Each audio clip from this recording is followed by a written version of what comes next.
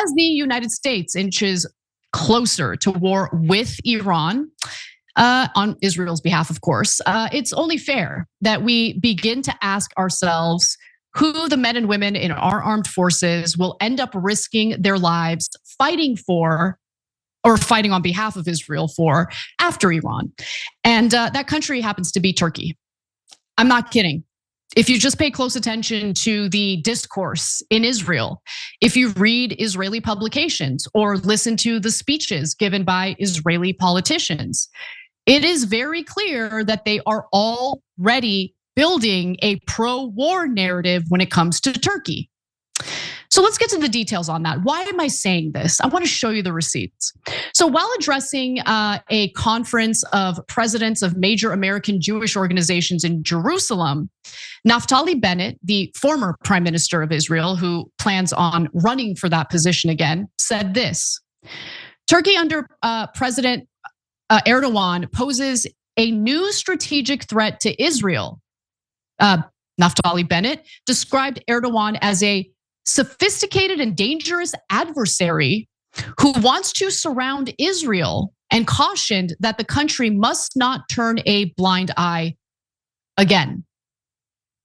When has Israel ever turned a blind eye to anything? Israel sees monsters where they don't exist. But let me just be very clear. These are the beginning stages of what at some point, it could be 5 years from now, it could be 10 years from now, who knows, it could be next year. They are setting the stage for the United States to go from one disastrous war in Iran to another disastrous war against Turkey. Now you might be thinking, Anna, you're crazy. Like, you're being hyperbolic, you're being insane.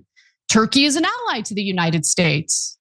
By the way, I've got no love for Erdoğan, obviously. Okay, I've got love for the Turkish people, but government of Turkey, no, I don't have any love for them. So I want to be clear about that. But I also don't want to go to war with them. That would be disastrous. But despite the fact that Turkey is considered a NATO ally, a G20 country, it doesn't matter. The United States will literally throw its own people under the bus for Israel. So what would make anyone think that our government would maintain its allyship with Turkey if the Israelis want to go to war with Turkey? No, we will go to war with Turkey.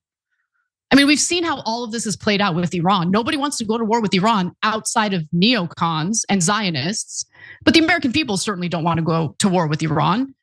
The government's going to do it anyway.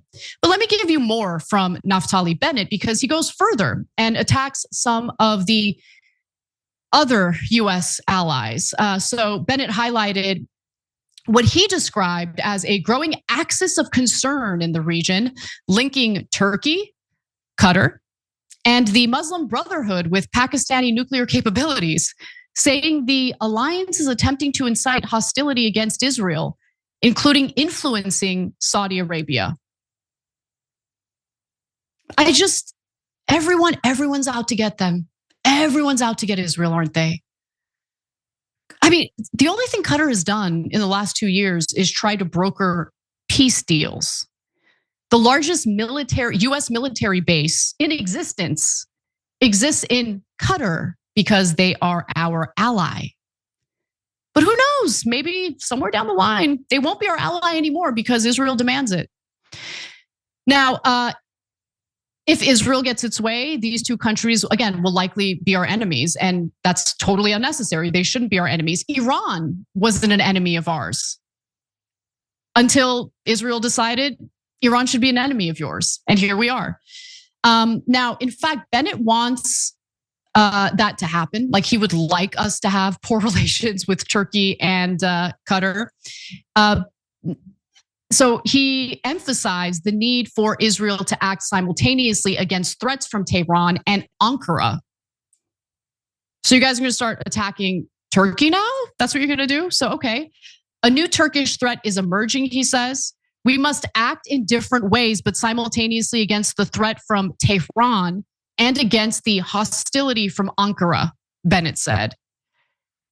It doesn't end, right? There's no, Israel's our special ally, and there's a country that poses a legitimate threat to their safety. And so we're going to step in and protect our ally.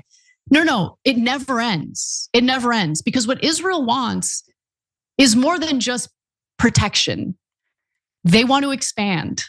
And in order to do that, there can't be any competition. There can't be any powerful country in the region that could serve as an obstacle to the Greater Israel Project. So again, they've got their sights set on Turkey. So Bennett intends to be Israel's next prime minister. He is already dropping hints that he intends to run.